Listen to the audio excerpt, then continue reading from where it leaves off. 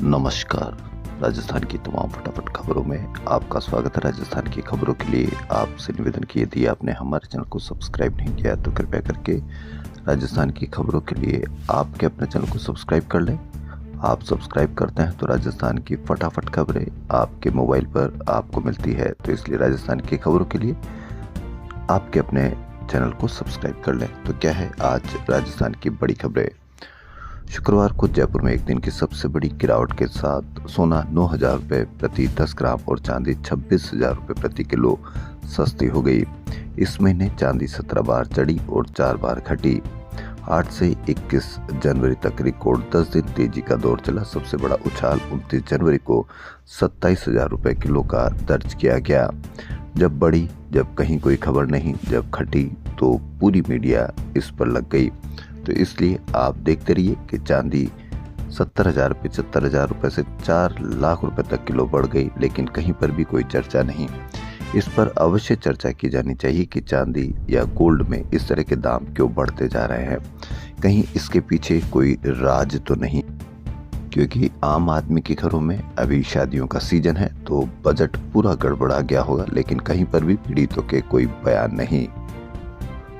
राजस्थान विधानसभा में एसआईआर के मुद्दे पर निकली पर्ची ने इतना हंगामा करवाया कि सदन 2 बार स्थगित करना पड़ा।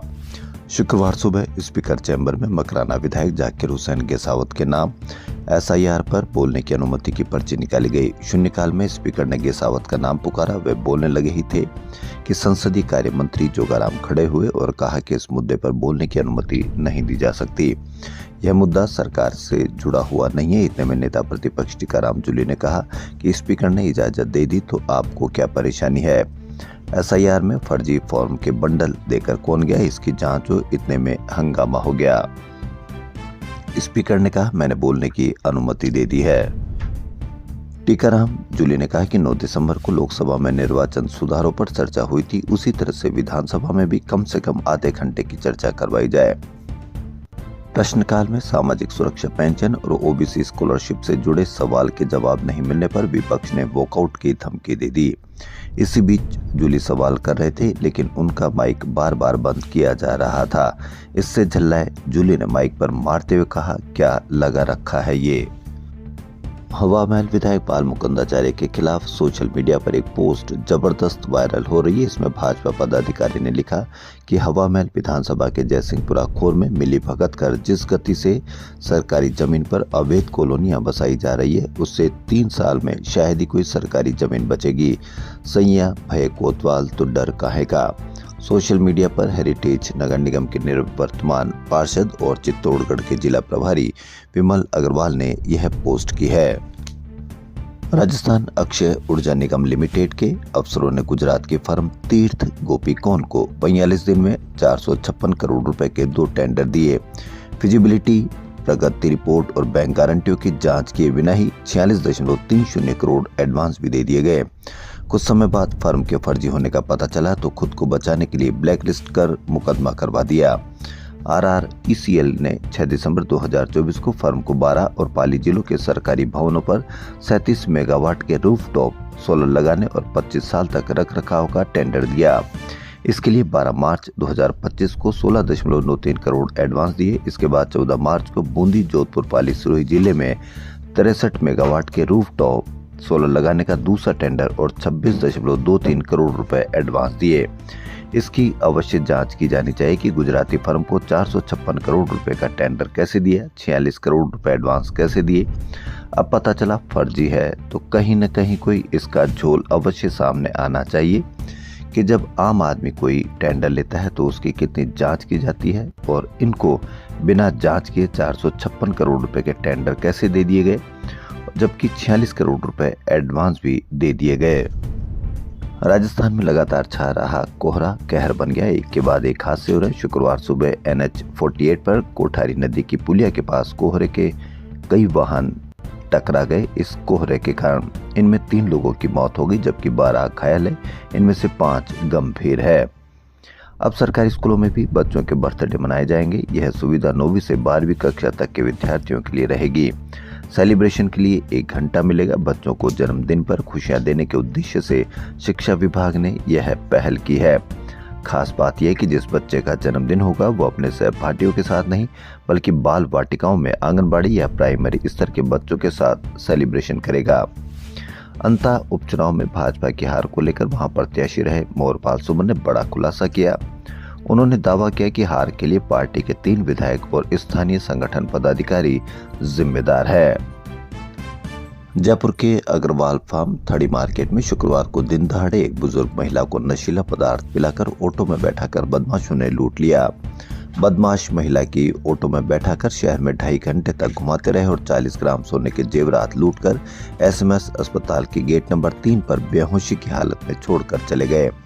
पहले बोले कुछ खाने को पैसे दे दो, फिर बातों में उलझाकर ऑटो से घर छोड़ने को कहा। रास्ते में नशीला पदार्थ सूंघाकर 7 लाख रुपए के जेवर ले गए। राजस्थान के सबसे बड़े जेके लोन अस्पताल में भर्ती होने वाले हर एक बच्चे को संक्रमण से बचाने, बेड की संख्या में इजाफा, क्वालिटी युक्त इलाज और सुविधाओं का विस्तार करने के लिए करीब 80 करोड़ रुपए की लागत से 10 मंजिला 500 बेड का आईपीडी टावर 3 साल से फाइल में अटका है। ओपीडी टावर का 3 बार प्रस्ताव भेजा गया, लेकिन अभी तक सरकार की अनुमति का इंतजार है। एसएमएस अस्पताल, जनना अस्पताल, चांदपोल एवं महिला चिकित्सालय सांगनेर गेट की तर्ज पर जेके लोन में भी 10 मंजिला टावर का सपना टूटता नजर आ रहा है।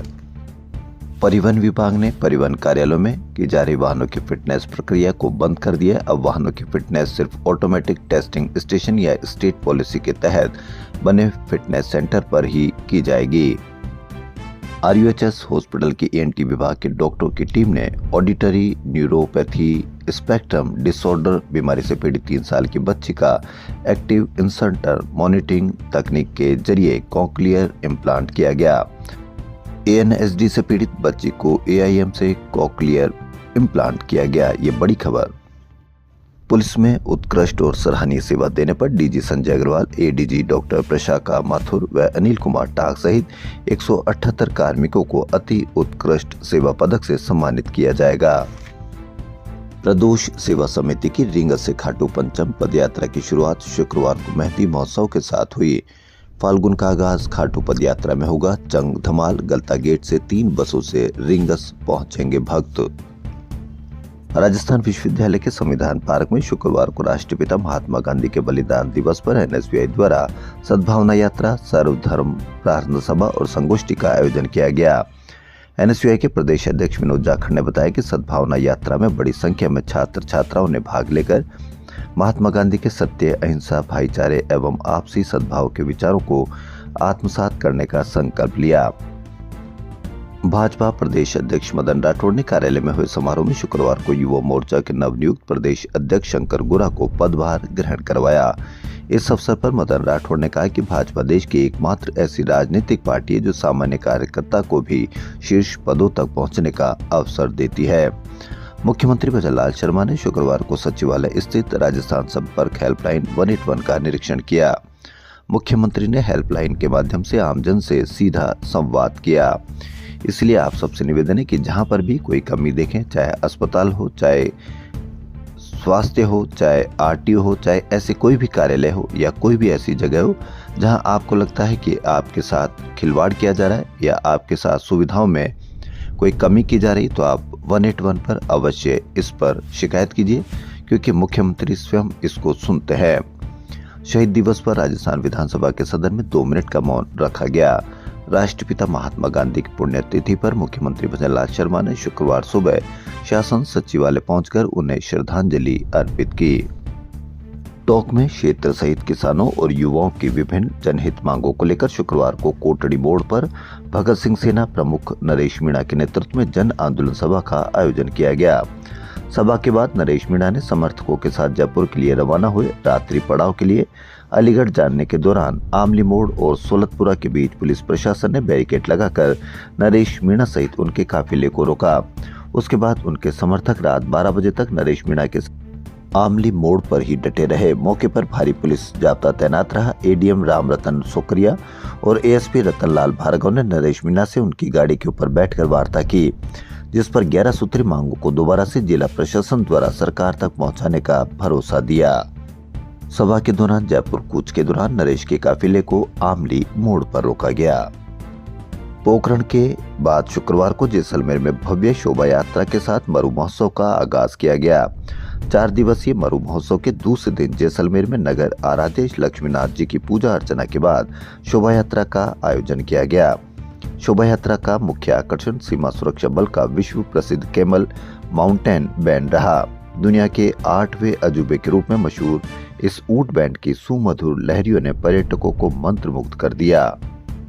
पर्यटन स्थल माउंट आबू में शुक्रवार शाम करीब 7:23 पर भूकंप के हल्के झटके महसूस किए गए।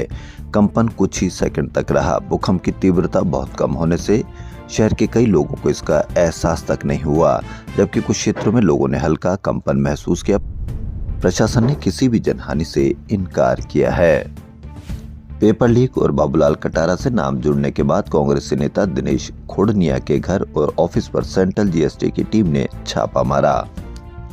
नीरजा मोदी स्कूल की कक्षा 4 की छात्रा अमायरा की मौत के चलते स्कूल की संबद्धता वापस लेने के मुद्दे पर हाईकोर्ट ने फिलहाल दखल देने से इनकार कर दिया। राजस्थान फुटबॉल टीम ने सीनियर नेशनल फुटबॉल चैंपियनशिप संतोष ट्रॉफी के क्वार्टर फाइनल में प्रवेश कर लिया। राजस्थान टीम 1971 के बाद नेशनल चैंपियनशिप के क्वार्टर फाइनल में पहुंचने में सफल रही। राजधानी जयपुर में शुक्रवार को मौसम सामान्य रहा। तेज धूप खिली रही, लेकिन उत्तरी इलाकों में हो रही बर्फबारी के चलते हवा में ठंडक बनी हुई है। वहीं न्यूनतम और अधिकतम तापमान में बढ़ोतरी दर्ज की गई। दिन भर तेज धूप खिली रहने से अधिकतम तापमान में बढ़ोतरी दर्ज की गई। शनिवार यानी आज जयपुर में हल्का कोहरा छाए रहने की संभावना है। साथ ही बादल छाए रहेंगे और कहीं कहीं हल्की बारिश भी संभव है। राजस्थान संस्कृत यूनिवर्सिटी में प्रैक्टिकल परीक्षाओं में परीक्षा नियंत्रक द्वारा खुद की ड्यूटी लगाने का मामला सामने आया। इस संबंध में विधानसभा में बीजेपी विधायक की ओर से सवाल लगाया गया, जिसका जवाब आने से पहले ही यूनिवर्सिटी ने शुक्रवार को परीक्षा नियंत्रक बदल दिया। प्रैक्टिकल में खुद की ड्यूटी लगाई, विधानसभा में सवाल लगाते ही हटा लिया गया।